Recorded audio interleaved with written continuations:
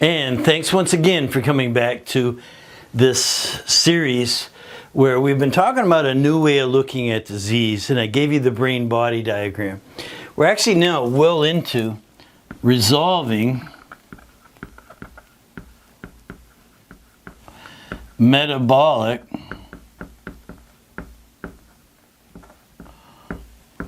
chaos. So we're resolving metabolic chaos. We're looking at hidden stressors that are contributors to metabolic chaos. And those stressors that contribute to metabolic chaos result, and that metabolic chaos results in dysfunction. And then that cascades, and so you end up with this kind of vicious cycle of hidden stressors and dysfunctions, metabolic chaos, and you have people with health problems.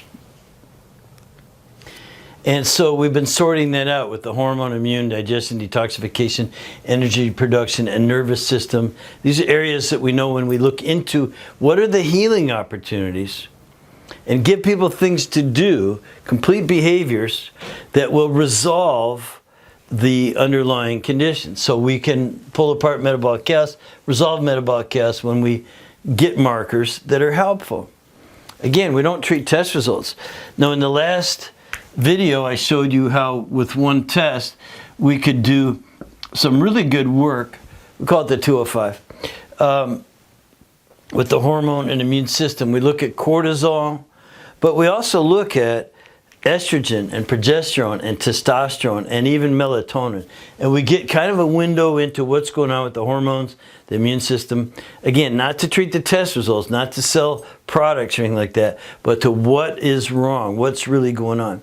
Is that enough? Well, in my opinion, no. I wouldn't run one test on somebody. It's not giving you enough window into all the metabolic chaos, all the hidden stressors and dysfunction. There's also a limit as to how many tests a person will run on themselves, you know. And let me add this. This is really interesting. We're 50 years away from having one test where you pee in a cup and send it to the lab, or get a blood draw and send it to the lab, or saliva. We're 50 years away from a test that will completely resolve metabolic chaos. In other words, tell you everything that's wrong. And I've been running labs for 17, 18 years. Pretty soon it'll be 20 years. And there won't be a test then either. So we have to run a small group of very well selected tests. We have to do a really good history and understanding of the person that we're working with, so that we're not just treating the test results. And we don't want to just take this for that. We want to come up with a lifestyle program, which I'm going to tell you a little bit about, that's going to help resolve all of that. Because everyone is entitled to good health. Good health is your birthright. And I really believe that it's possible for people to improve, get really healthy. And if you get really healthy, you're going to be happy. And again, being happy is what it's all about. And so we can run a test, saliva, it's easy to do at home. And you do a morning, noon, afternoon, nighttime saliva collection, send it off to the lab. Well, along with that, it'd be really cool if in the morning you would collect some urine and put that in some tubes and send that to the lab with the other test. Do these together. Now, we call this test the 101. It's a really neat test. It's known as the Metabolic Assessment Profile. And it looks at some neat markers. One is called indican. And what indican does is tells us if you have high indican, or what we call a positive indican, then you are not breaking down protein very well. Remember, looking at digestion and assimilation of what you eat, because it isn't what you eat, it's how well you break down and absorb it. So protein breakdown and absorption is really, really important. Protein is the building blocks of your body, your cells, your hormones, your enzymes, your neurotransmitters, and all kinds of things that you really need. Again, you'll be in a real state of metabolic chaos if you're not breaking down and absorbing protein. And oh, by the way, it's bacterial breakdown of protein. And so if you have this poor bacterial breakdown of protein, then maybe you don't have enough of the good kinds of bacteria. Maybe you've got too much of the bad kind of bacteria. So you're in this dysbiosis, you have a state of dysbiosis, basically. So we can extrapolate a lot of things from a simple urine test, and that's just one marker. So it also tells us a way to help heal. You know, it gives us clues about what else to look for that's dysfunctional, and ways for you to heal. So again, digestion is important. Breakdown and assimilation of nutrients is really important. It almost doesn't matter how good you eat if you're not breaking down and absorbing that. So we'd want a marker for that. Now the other marker, I'll just write LP, it's lipid peroxides, lipid peroxides. Now in the urine, they can tell us about oxidative stress.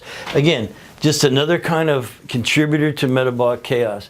You've got things that would break your body down. They break down the cells, the ingredients inside the cells, little functioning elements there rot or just don't work right. And so you need to know about excessive oxidation. Now we're built to counteract some of it. You've always got some oxidation going on. Matter of fact, part of it's normal and natural. If you had no breakdown of cells, none of this oxidative breakdown, that wouldn't be good either.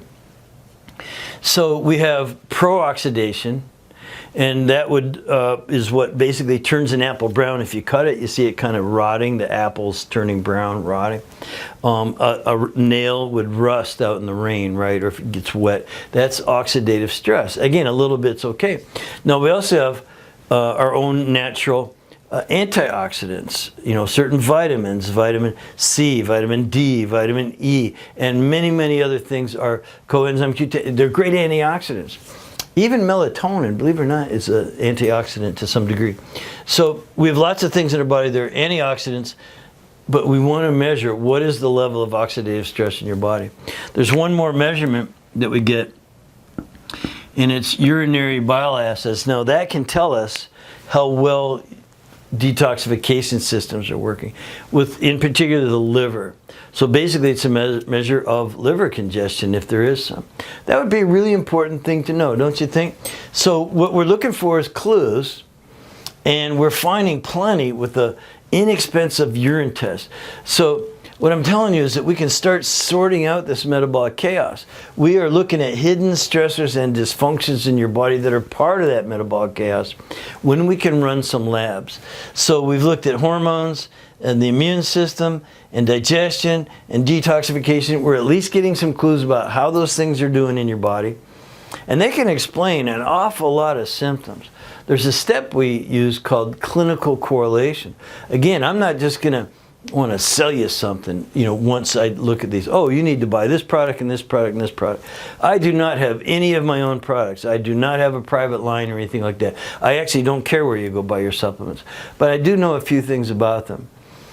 But still, I don't just go, here's your test, here's how we're going to change what's on paper. We want to change the person, really and truly. Again, eliminate that disease process. Return all systems to normal function as much as we possibly can. And we need some clues to be able to do that. So I hope so far you're getting the picture here. Come back for the next and last video, and you're really going to appreciate it.